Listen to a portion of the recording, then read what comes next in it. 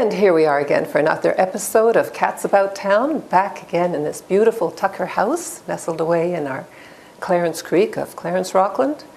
And last week we talked with Cara Stonehouse about some of the big plans and big inspirations and all the things that lie ahead for this wonderful place. And somehow, listening to her determination and enthusiasm, we just know that it's all going to happen. So we thought we'd dig a little bit deeper into some of the details of what's going to go on because, of course, we want to come back in a few months and see what's actually happened.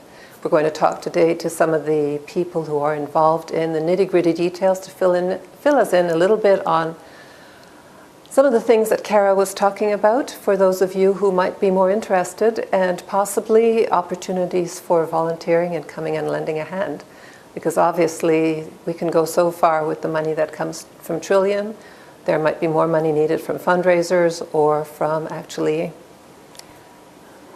work in kind, as they say, contributions in kind. Right now we're starting off the show here in the bedroom area of Tucker House on the second floor with Mike Prusakowski. Believe it or not, he's a young lad from Cumberland, so he's almost local. He's a cousin. And he has a renovation business. And he's here to make this place look as good, if not better than it was originally, with a little bit more time, a little bit more modern tools, and a little bit more modern knowledge, and certainly a big attention to environmental details. Absolutely. So Mike, welcome to the show. Thank you. Thank you for having me. And let's start up here and tell me about some of the things that you're going to be doing. It must be a little bit intimidating seeing this much beautiful work. And absolutely. It's intimidating in the sense that there's a lost craftsmanship in today's industry, and we just don't seem to build as ornate as they once did. You know, for example, look at these trim pieces around the door. They're awesome. A lot of profile, and even today with all the technology we have, machines and computers, you could do these, but they cost a lot. But back then they were doing these by hand, with hand saws and such, right? So in today's world, you don't see that so often, and so to address these sorts of repairs, if needed, you know, to make something match up, it's going to take a lot of patience, a lot of skill, because it's just not sort of the skill that many practice today.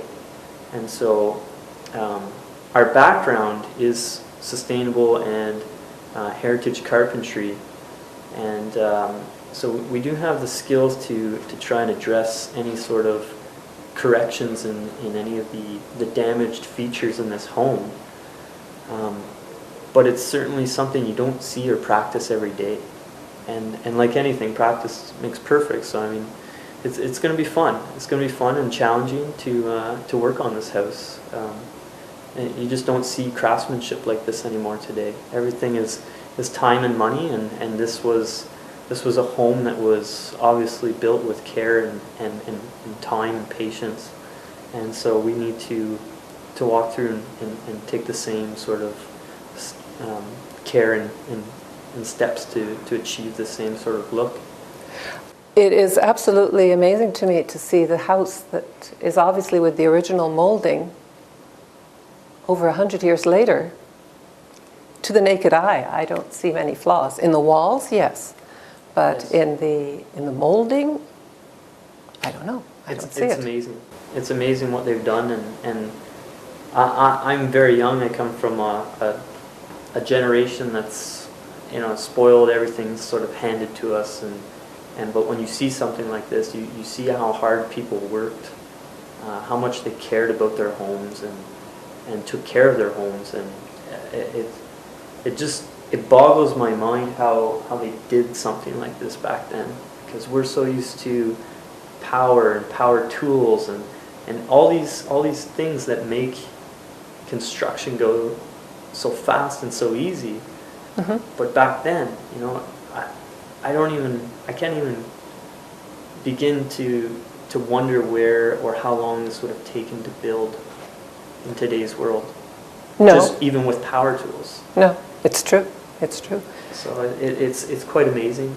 We probably don't have the power tools that can do anything like this, even with all of the fancy equipment we've got. It would be some pretty intense technology to be able to router out these profiles in this trim nowadays. Absolutely, and it would cost a lot.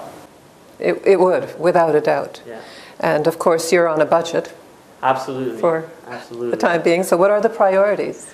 The priorities here are just to certainly make the place fresh again. And everything is fairly structurally sound in this home. Again, it's old. It was built in the 1800s. It wasn't built to the standards or the codes we would build today. But you know how the old saying goes is that they just don't build them like they used to. You hear that all the time. All the time. And this is a home that certainly owns up to that saying, and it's a very solid structure. However, you could tell it's shifting. It's shifting. Cracks are happening in the walls. The boards are separating. But this is over 100 years old.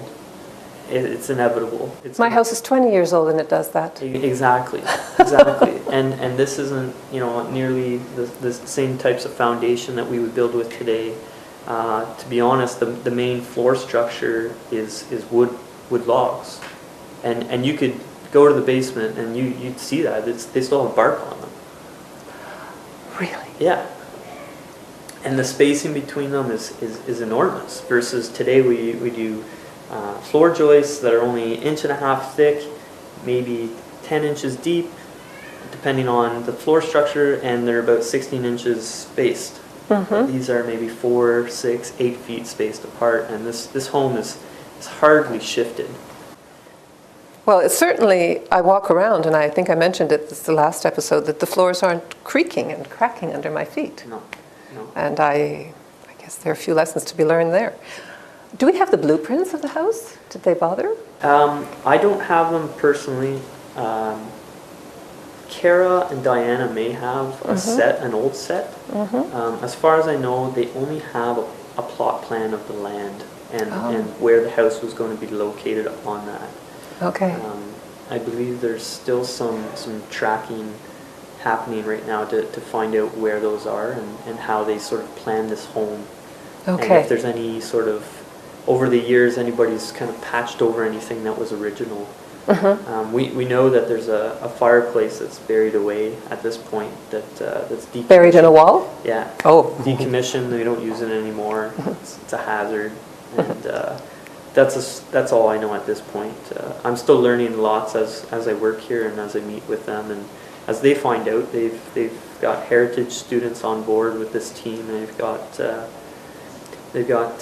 the university on board with this team to kind of dig into the history and find out, why was this place built? How was it built?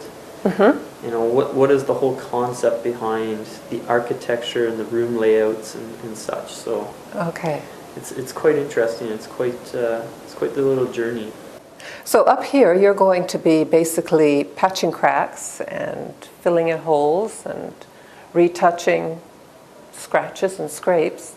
The doors all seem to open and close beautifully, so yeah. Everything seems to be lined up, although some of the hinges look like they... Yeah. Over time, like I mentioned before, it seems that this home was let go. And there was no money to maintain a home like this. And if you go around the world, there's castles and there's large homes that are abandoned, and they're beautiful. And they're huge, and they're obviously were very expensive at the time, and rich families own them. And now that they're gone, and the era is different, the economy is different, the world is different, you need a lot of money to maintain a home this size and this ornate. And so over the years, it's been let go, and they've been doing a great effort in terms of getting grants to help restore this place and bring in some revenues to keep this history going. And with this grant in particular, we're trying to just get it there enough to create enough flow that it can then sustain itself from there. And in this home, we're trying to address simple little things such as doorknobs and hinges, like you notice. A lot of these doors, for some reason, don't have any doorknobs. For some reason. Yeah. Or they might just have just a fixed handle that, it doesn't even lock the door or latch the door. It's just simply to just grab something and open and close. But, so we're going to, find the appropriate hardware that fit the era, and then basically install them on all the doors so that everything matches, it functions the way it should function. We're going to go around and address, electrical needs. At some point in time, electrical was added. When this home was built, electrical didn't exist in homes, so it has been retrofitted at one point in time, and I'm imagining probably around the 60s or so, because you can see there's aluminum wiring, and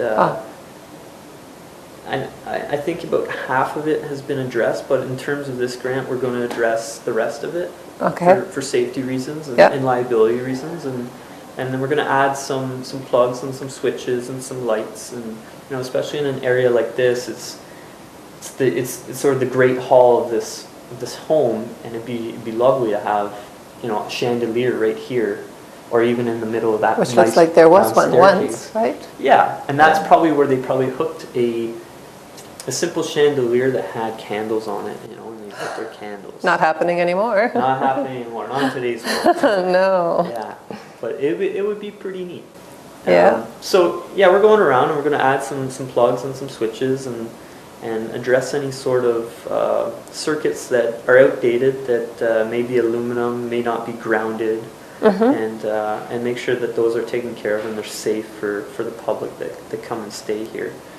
Other things we're going to address are safety concerns in terms of more fire low banisters. Sorry to interrupt. Sorry. More fire extinguishers, signage for fire escapes, stuff like that. The banisters, it's a good point. That was the first thing I actually noticed when I came into this home, was that these banisters don't meet today's code. However, most old homes are like this, and they get grandfathered into today's world. It's not really anything you could do about it. It's a lot of money to replace, especially a nice railing like that. It's almost irreplaceable. It's the craftsmanship that comes with a railing like that. Yeah, it's hard to come by in today's world. And how? We're already very short on tradespeople in this province, this country, and as a whole. But even more so on the skilled labor that could do the fine carpentry work like that. But yeah, that's a railing that for sure is a little lower than what today's code would want it to be. Yeah. However, it's sort of the norm for small, older homes throughout the city. Is this a heritage home? This is a heritage home. So there are things that you can't do, I suppose. Exactly. Yeah. There are things they don't want you to touch. They want you to keep them. So in terms of this railing, it's something that you have to be careful of, and there are several homes that have very steep and very narrow steps. At least the staircase is nice and wide, very large, very moderate slope, and so I think it's still very safe. As time went on and the house started to shift, you could see some of the balusters were starting to loosen up.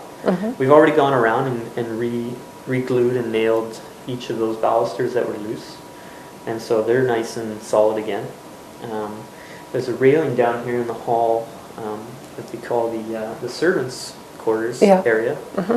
We raised that to code heights. It was pretty dangerous, more dangerous than this low railing. So we've definitely addressed that railing, but more so because it wasn't. You could see it was an afterthought of a railing, and so it didn't have the same fine carpentry skill work. So it was something that we decided we could fix this without destroying any sort of heritage. So we did so on that railing. Okay. Do you know anything about the insulation in this place? Has anybody dug into the walls? I guess they must. Nobody's dug into the walls yet. Okay. We are going to dig into the wall when we start some plastering and some electrical work. Be sure to call us in. I want to get pictures of that. Oh yeah, absolutely. I'm sure it's fascinating. Absolutely. It's going to be really, really neat to see what's in the walls. Now I'm assuming, based on my studies and of heritage homes and especially this era of home, there most likely isn't any insulation. Back then everything was based on thermal mass. Oh. And so what I'm expecting to see is several layers of brick on the outside. So the walls were most likely structurally built with at least 2, maybe 3 layers of brick. And then they would basically throw up their wood frame, lath, and plaster. If they had straw or anything, sometimes they might throw that in. As you progress down the road in terms of construction, you see newspapers, you see vermiculites, and whatever they could kind of pack in there to help, break any sort of heat loss. Yeah. But for the most part, I believe this era would have just been based on thermal mass. All right. Well, that's a big job to fix, because there's cement crumbling and bricks crumbling, and exactly. I imagine, whoa. So there's going to be a lot to address on the outside with brickwork. Make that look presentable, and address anything that is cracked or crumbling.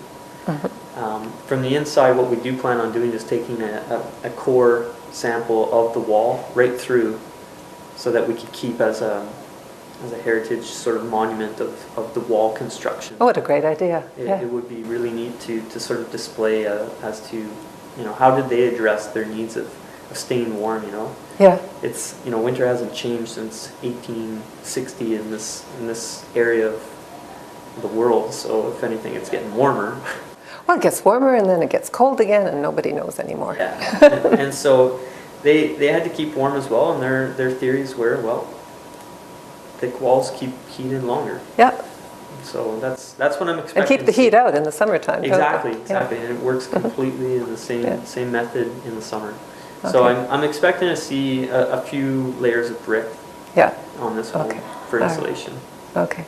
Well, Mike, how about we move downstairs? Okay. Because I know that there's an absolutely beautiful foyer, and I didn't get quite the ceiling, and I want to hear what you have to say about that. Sure.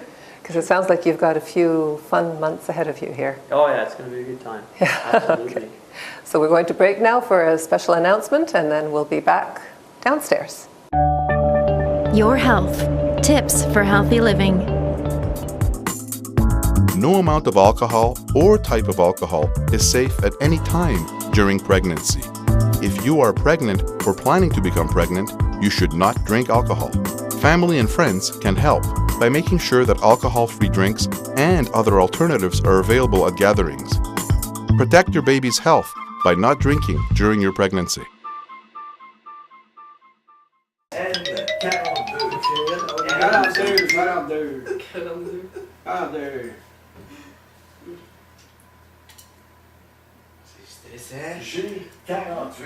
G48.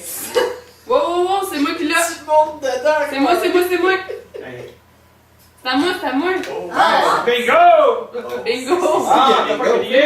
Qui est bingo? Elle! Bingo! Ben oui. Ben, t'as bingo! Les nerfs. Pour les mains. là, bon, ouais, travaille comme un débile pour un bingo, ben là. Un bingo. Mais pas enthousiaste à rien. TV Bingo, live from the TVC22 studio every Sunday nights at 7:15 on TVC22 or on the internet at www.tvc22.ca. Your health. Tips for healthy living. Breast cancer is the most common type of cancer for women in Ontario. If diagnosed at an early stage, there's a greater chance of treating the cancer successfully. In Ontario, women are encouraged to get a screening mammogram from the age of 50 to 69. A screening can be done for free and without referral by going through the Ontario Breast Screening Program. Visit cancercare.on.ca for full details and for the location of your nearest screening site.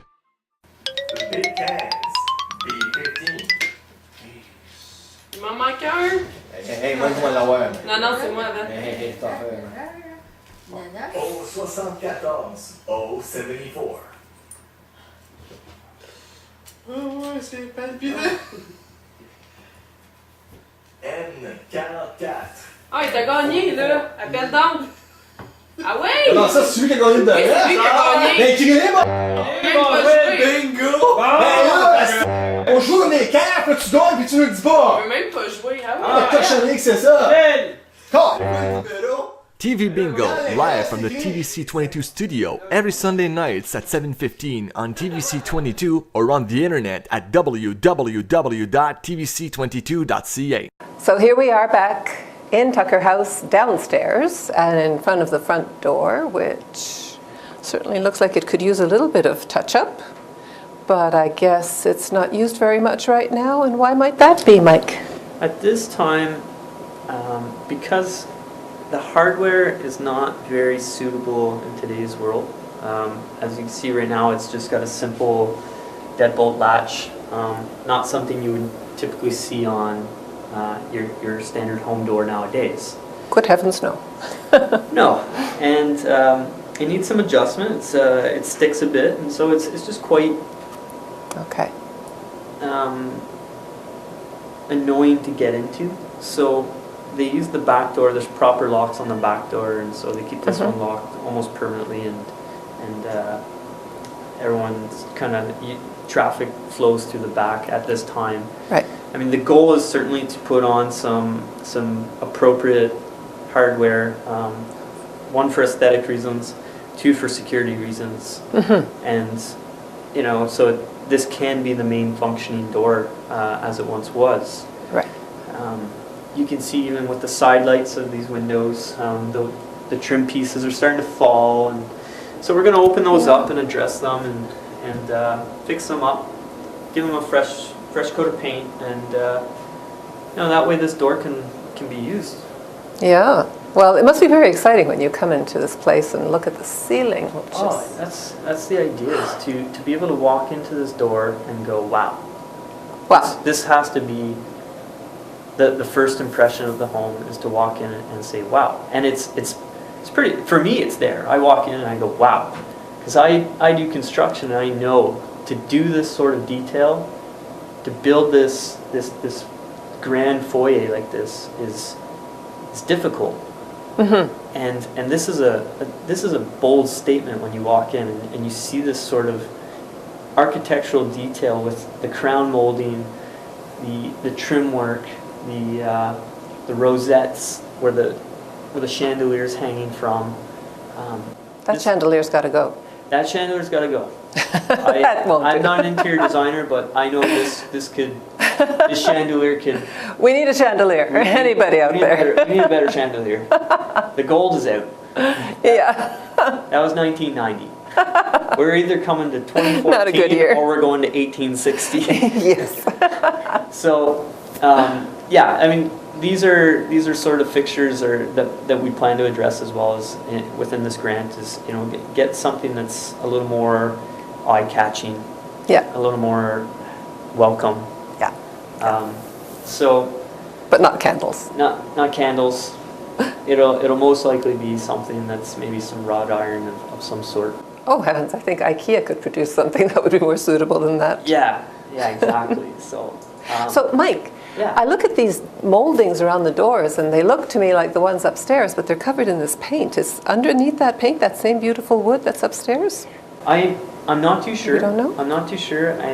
I would imagine they were at one time. It was easier to make natural wood finishes back then than or it was more appropriate to do natural wood trim finishes than to paint them.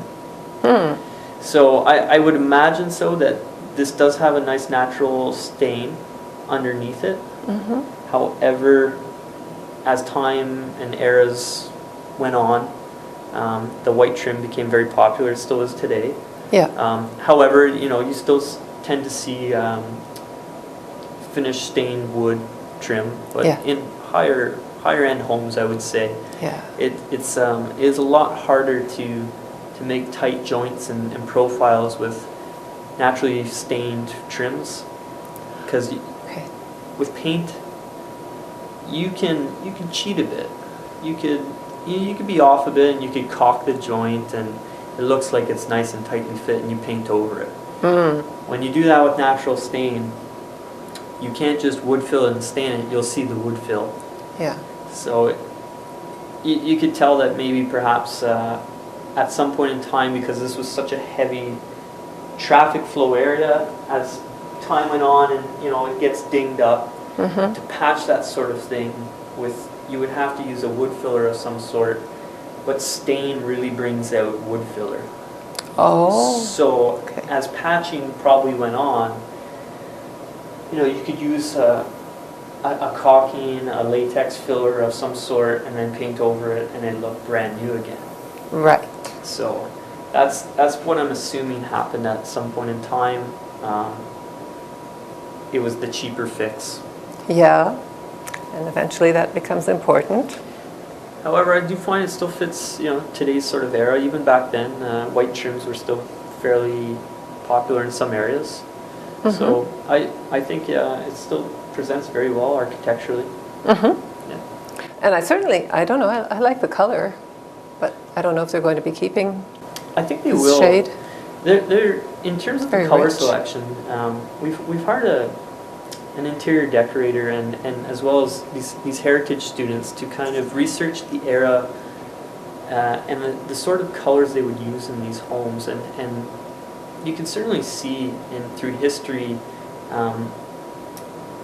the upper class tended to use certain colors that were rich colors. And if you think back even to the royal families and such, there are specific colors like the royal blues and the deep purples and the golds that upper class would tend to use in their homes or their castles or whatnot. And so we really believe that these colors really did represent that they were an upper class family who built this, which they were in the area. And so I do think the intention is to keep nice, rich, dark colors like this, and as far as this room goes, I believe we're still keeping the same color. It's just going to get a fresh coat of paint. Like I said, we're going to address all the cracks and the dings and all that with some plaster, and then paint over it. The plaster gets tricky because today The plaster, these walls are plaster? So these walls are lath and plaster. Lath and plaster. What's lath? Nowadays we have drywall. And drywall is just made of gypsum and paper. And back then they didn't have it. And so what they would do is they'd frame their walls, and then they would have to go around with these little half-inch strips or quarter-inch strips by about 2 inch, and they would nail on each piece of framing or stud, maybe with a quarter-inch gap between them, and then all they would do is flood that surface with a plaster mix that they would make up, and they would often throw horsehair into it to create some tensile strength. So when you do take off chunks of this plaster, you'll see physical hair in it. Still to this day. So this is like polyfilla or something more their durable? version of it back then. Yeah. And so nowadays, like I said, we use drywall, and doing a wall would go up fairly fast because they come in these nice 4 foot by 8 foot, 10, 12 foot lengths. But back then, could you imagine the process in terms of framing, but then having to nail by hand these little strips all the way across, all the way up your wall, and then having to plaster the entire wall, versus today's drywall, we only plaster the seams of those 4 by 8 sheets, not the whole wall. So people were very skilled back then because they were plastering the entire wall and making it come out smooth. Today, we're so short in terms of skilled labor just to do, the seams. Oh, it's a special trade, isn't it? It's a special skill, definitely.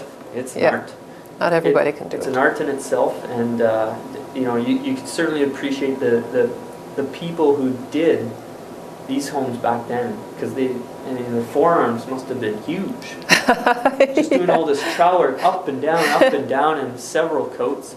So, and there was a lot more up in these high rooms. Oh, exactly. And so the trick these days in terms of patching it is that when we patch with today's mud, you know, it That's comes right, out, that's what they call it. It comes out fairly smooth. Yeah. But you can see throughout these walls, to do a large wall, it is very difficult to get smooth back then. And you know, today we sand our mud and such between coats. But you can see there is texture in these walls.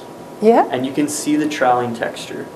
So it's tricky to patch a hole nowadays and make it look like it blends into their texture. Because when you patch it and it comes smooth, you see that smooth patch. So it's almost as though either one of two things. The entire wall has to get a skim coat of mud to blend in with your little patch. Yeah. Or you almost have to make your patch sort of rough Yeah. to blend in with the texture of a complete troweled wall. So there's definitely going to be some skilled work in the plastering.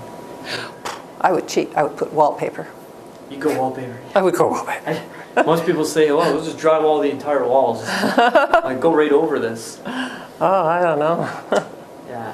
Well, it's going to be a challenge, but you've obviously got the passion and the patience to give it justice, do it justice. Yeah, it's going to be fun. Yes. It's going to be fun. I can't wait to see this. We're going to be replacing this floor as well. What's under there? More pine? It's more pine. Not marble or anything? No. Stone? No? No. You know, we've had some discussions as to what we should do here. Again, at some point in time, somebody added carpet, and my background is sustainable building, and so what we've studied is that, you know, carpets are not the most environmentally friendly product in a home. They collect a lot of dust, mites, carcinogens, and anything that, like, a lot of people are allergic to a lot of things these days, and they're sensitive to these things that are able to get captured in the carpet, and it makes for not such a healthy home for many individuals who have these sensitivities. And so we're trying to get rid of the carpet just for those reasons, from an environmental standpoint, as well as to bring it back to the original home. There wouldn't have been carpet at the time. There was most likely a stone or pine underneath here, as there is in that room there, and as there is below in that room as well. And in that room, we're going to be taking up that carpet and refinishing those pine floors and make it look as it was. Pine floors, though, don't withstand wear and tear very well, do they? No, they're soft. They're soft, soft. yeah. But that's sort of that's how it was then. It was a nice wood to be able to mill up in wide boards. They were trees that grew very large in width and very high. Yeah. And so they made for the most efficient sort of milling process. And they were it was a very attractive wood, and many people, you can kind of see today in 2014 that it's sort of a look that's coming back, is the barn board look. Yeah. It's the wear and tear look, so that it looks like a timeless home. Yeah. And personally, I love that look. I'm doing that in my own home. And I'm putting pine floors, and it's just sort of something that I mean, for me personally, hey, if you ding it, that's supposed to be part of the look, versus a nice finished look. That if it gets dinged, you're like, oh, well, now I got to replace that piece because everything else is just perfect, and now I got this one board that's got a dent in it. Yeah, well, the dent's not so much, but I'm guessing that you don't have any dogs, right? No. No. I've got anywhere from 6 to 15 dogs in my house, and oh, God. It's a nice pine floor, and it was redone once, and within a week it was already dented and scratched, and now 3 years later it makes that one look like it's brand new. Yeah. It's heartbreaking because, of course, you realize I'll never be able to make it last. Exactly. last.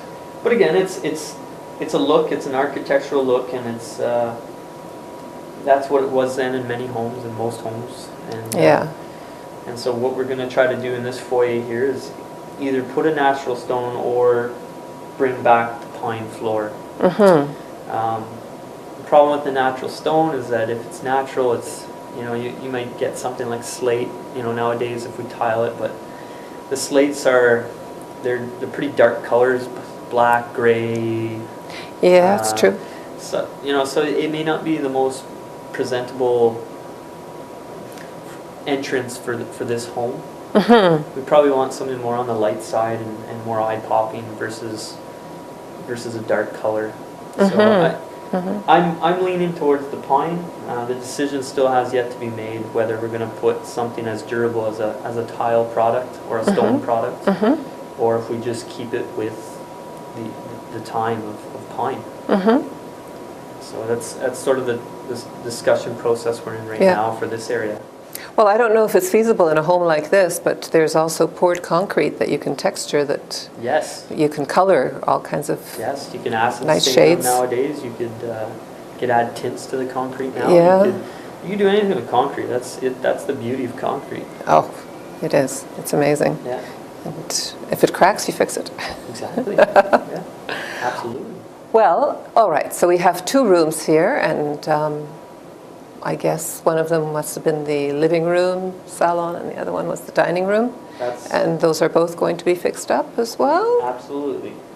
Absolutely. So they're going to get sort of the same process, some new electrical. In doing the electrical, it requires some wall patching because we're going to have to open up the walls. Yeah. And we're going to have to paint and address any of the dents. And then what we're going to be doing is refinishing the floors, make them look fresh again. Okay. And in this room here, like I said, it's got the red carpet, and it's going to get lifted, and then we're going to address any planks that may be loose, or we don't know yet. We don't know yet until we pull it up. So, but the idea is to restore the pine floor that is below it. All right. So I'm looking at these 2 rooms, and I'm noticing, it's not an optical illusion, that the floorboards seem to go up much higher in the rooms than they are here. Is that just a design thing, or is there a practical reason for that? Do you happen to know? Sorry, the floorboards? The floorboards, no, wrong word. This part, the stuff between the wall and the floor. What do you call that? The trim? Trim? Is that what you call it? You're talking about the trim right here? No, down there. Sorry, the baseboards. Baseboards. Oh, the baseboards, yes. Baseboards. Yes, so the baseboard, those baseboards are higher than here. Yeah. I believe that's... Optical illusion? It may be... Nope, those ones are higher. They have an extra profile on them. They almost have similar profile, but you can see just between this part here, there seems to be an extra piece on top. Yeah. Now, whatever the reason was, I'm not too sure, but I would imagine it could have been a few things. Could have been budget, could have been architectural reasoning, who knows? Something like that. So all in all, it just says that there are just so many things for you to think about as you're working on this house. Yeah, and it's deciding what are priorities to fix, you know, within a fixed budget. And there's certainly a lot of challenges in this home restoration. You know, not only is it just budget, but this is still a functioning home for renters on weekends, and any sort of conferences that are during the week, or groups that come in and they use the space. And so the idea is to sort of renovate in between any bookings. Oh, that's true. But then be cleaned up when the booking's coming in, as though nothing's happening. So from a construction standpoint, it's a nightmare. It's very difficult. It's very hard, especially in a home like this, because as you open stuff up, you don't know what you're going to find that may take way longer to repair. And so when we do that, we have to be very strategic, very careful as to our scope of work within a certain amount of days. We don't want to overextend ourselves and not be able to fix it up and patch it up to look brand new or normal as it was when the next booking comes in. Yeah. So it's going to be very challenging in that sense. Well, you don't look old enough to have a whole lot of experience, but you seem to be smart enough to be able to think about these things. Yeah, I've been doing this since I was 14 or so, and I'm 24 now. Okay. And I've done a lot of homes. I've studied hard on a lot of different methods of building. Mm-hmm. And you know, these are the challenges every time. Is there's always a new challenge. Well, it's one of the things about construction that always gets me, and probably even more with renovation, is that, well, as they say, it usually takes 2 or 3 times longer than you plan, at least. That's, and the patience it requires, unbelievable. But I suppose in a place like this, you're always inspired by the original builders. Exactly. It's living up to their quality. Mm-hmm. Because, like I said, it's not easy to find this quality today in today's world. No. And not because of a lack of skill or just a lack of skill, but for budgetary reasons. It's that the fact that these skills or these fine carpentry areas take time, and the fact is that time is money now, and people just can't afford to pay for it. Yeah. And it's the sad truth of today's construction industry. I mean, you walk into a newly built home in a subdivision in the suburbs, and you're getting fairly cheap, trim pieces that are maybe a third the width of this trim. Yeah. Yeah. And it's not solid wood. No. And this isn't just luxury. There's a certain feeling that comes with it, and it puts you in a certain frame of mind. It's like, I can't say that it's like being in a church, but certainly when you walk into a church, there's a sense of awe that comes out, that it brings out a sense of awe.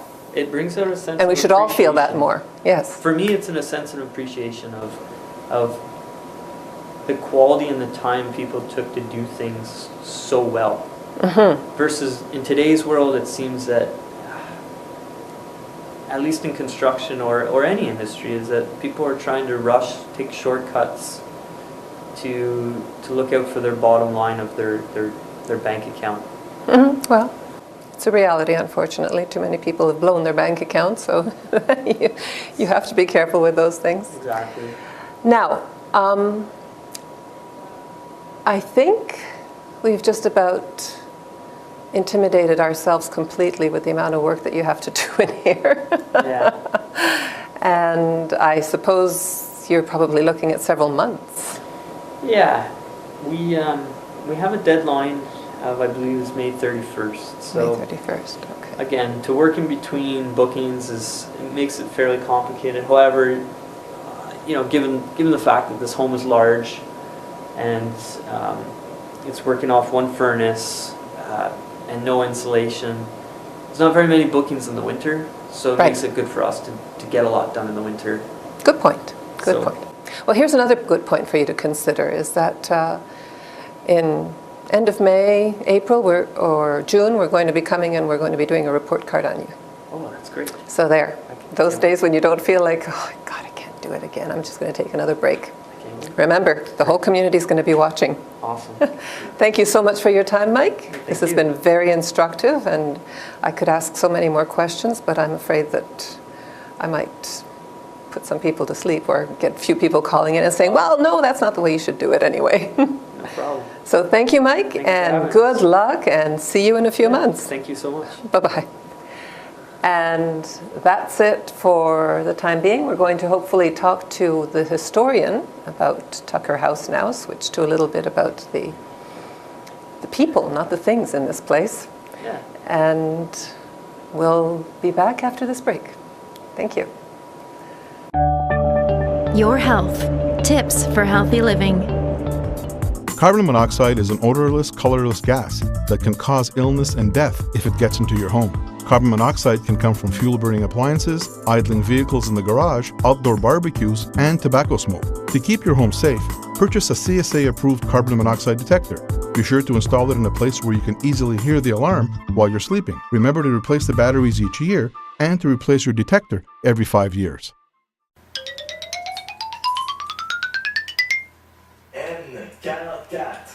and 44. And 44. Ouais! On finit par l'avoir aussi. Criez pas, B6. B6. B6. B6.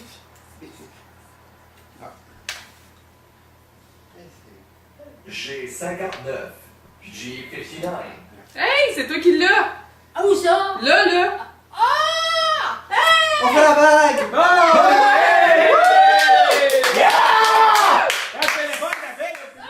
TV Bingo, live from the TVC22 studio every Sunday nights at 7:15 on TVC22 or on the internet at www.tvc22.ca.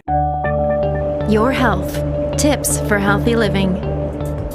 Carbon monoxide is an odorless, colorless gas that can cause illness and death if it gets into your home. Carbon monoxide can come from fuel-burning appliances, idling vehicles in the garage, outdoor barbecues, and tobacco smoke. To keep your home safe, purchase a CSA-approved carbon monoxide detector. Be sure to install it in a place where you can easily hear the alarm while you're sleeping. Remember to replace the batteries each year and to replace your detector every 5 years. So here we are back after that fascinating conversation with a young man who's going to be doing an enormous amount of work on this physical structure of this beautiful place. And now we're going to be talking to Allan Armstrong, who is a historian and will tell us a little bit about the or a lot about the family and the area, which always fascinates everybody. Of course, it's a very rich local history that we've discovered and we continue to discover, because this Tucker family in particular, originally from northeastern U.S., Massachusetts area. And through documents that we have had and read through, we discovered that they originally moved here to Papineauville after the war, a few years after the War of 1812. And once they moved here, they set up a stone business, they had a stone quarry? Or? Yes, stone quarry business over in Papineauville. Oh. And they made money from that. They returned to Massachusetts for a bit, for a short time. Settled some old debts, from what we've read. And then they moved back up here, and they were granted land. This 3 lots of land from the Crown. They cover this entire area from the road, from Tucker Road, all the way to the river, and past the golf course. So it was a substantial amount of land. Oh, for sure. And this was when? In the 1800s? 1820s. 1820s. 1820s, 1830s. Okay, so almost 200 years ago. Yes. Do you have any idea what happened to all that land? Obviously it was bought up, or they sold it? Was it their family, their estate? Eventually they sold it off, the family, because they sort of shrunk and some members died off, some moved, and eventually this Tucker family branch just moved away. Okay. And so what land they had was sold off. All right. And let go. However, since the last 20 years, the Tucker House Commission has brought some of that land back from what we have now. Oh, okay. And how much land is there approximately, do you know? 35 acres, I believe. 33, All right. 35. So from the road here to the highway, 174, and to a stretch over there, right where the new development is, and to the meadow on this side of the house. Okay, so there's an awful lot of land to do all kinds of wonderful things with. Oh, yes, definitely. Experiments. It's not exactly Findhorn in Scotland that Cara was telling us about, but there's a lot of space. Yeah, there's even some ruins in the back and over here that we will be hopefully looking into sometime in the future. Ruins, like buildings? Like old built farm, like old barns, stone barns. Okay. Yeah. Perhaps a sugar shack? No? Who knows? Who knows? We'll have to Are you being coy, or you haven't looked at them yet? We haven't identified them yet. Okay. But from this one in particular, we think it might be a barn. All right. Some old farming equipment has been, we believe, found. Okay. So this Tucker family, this would not have been the same time as all of the lumber barons in the area, right? That was earlier, I think. That was in the 1700s when Rockland was first built, and the first church was finally built on the rock. Yes, this is after that. And of course, they were a different faith. They were Baptist. Yes. And so, did they have a church as well, or did they use this as their congregation place? No, they had their own Baptist church in Rockland, in Clarence. Okay. Yeah. Is it still there? No, it's not there anymore. No. It's old. However, they did use the upper attic as a schoolroom for their children and the children of the servants. All right. Good. I understand that Kara was telling us that they were very fascinated with education. Yes, they were. They were very well educated. From cartography to algebra, we found like algebra homework and notes. We even found a single page document of Stephen Tucker, like I guess not digressing. Senior, Stephen Tucker Senior, yeah. Discussing origins or work by Charles Darwin. Oh, really? Yes, yes. And since that conflicted with their Baptist faith, so. True enough.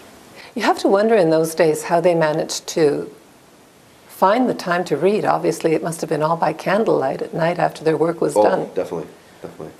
I sit down at night after one of our days and I fall asleep when I'm reading. I would never be able to educate myself like that. These people really wanted to make something out of this life of theirs. They were and they did. Yeah. They had several industries, several businesses. Yeah. Like over here, they had a general store. Like this also used to be the main road between Ottawa and Montreal. So if people would stop and stay, and the general store, brought them in. This was the main road. Well, how did we end up with Highway 17? Oh, that came in much later. But Old Montreal Road? Yeah. This eventually became this road. Really? Yeah. Wow.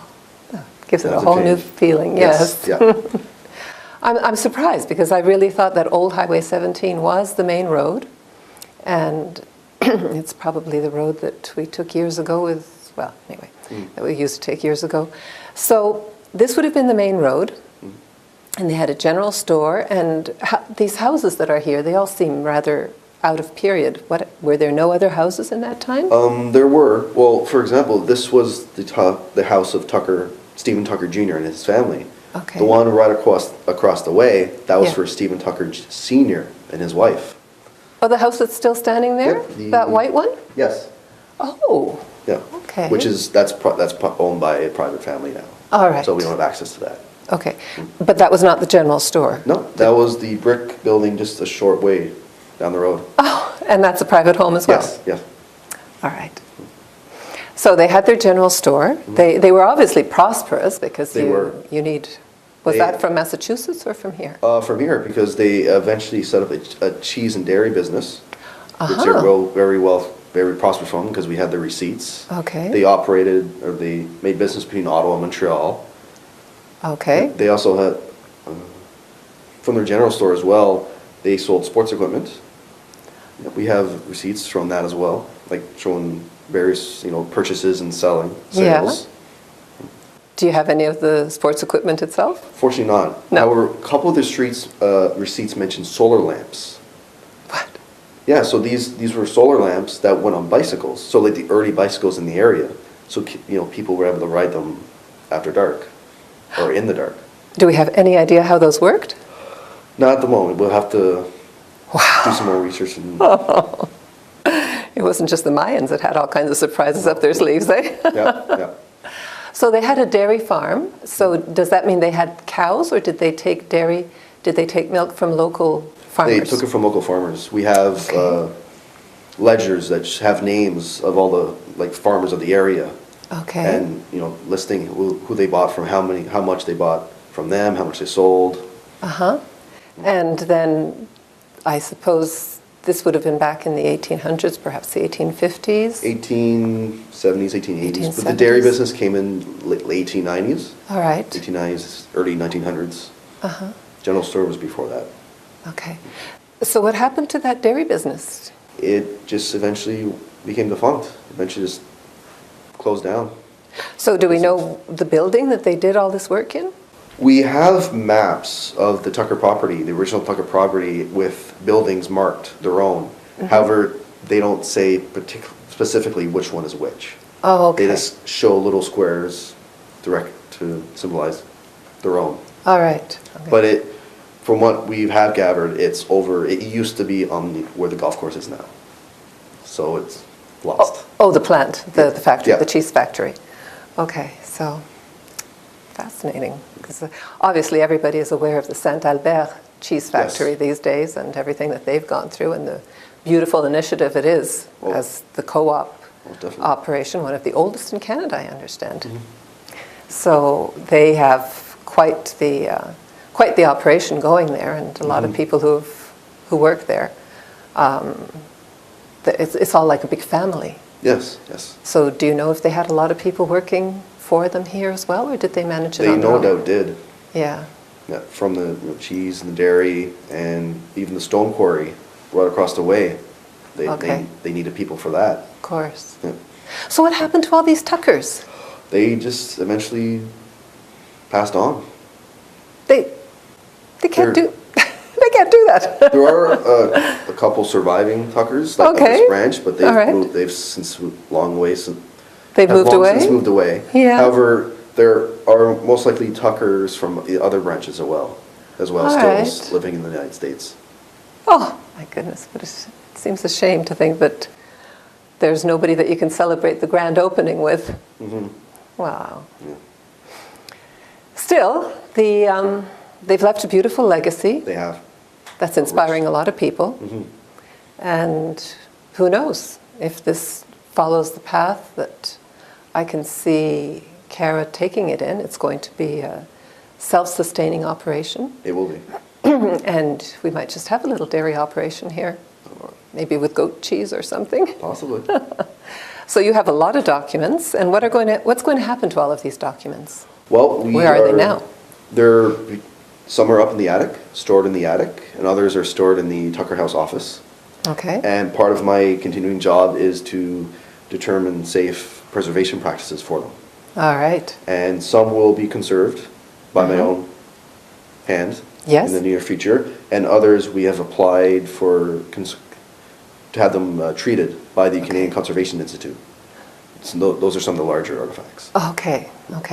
So could these end up on display here? Yes, that's our end goal with them. All right. To have them restored and then have unique cases built for them, Okay. self-sustaining cases. Okay.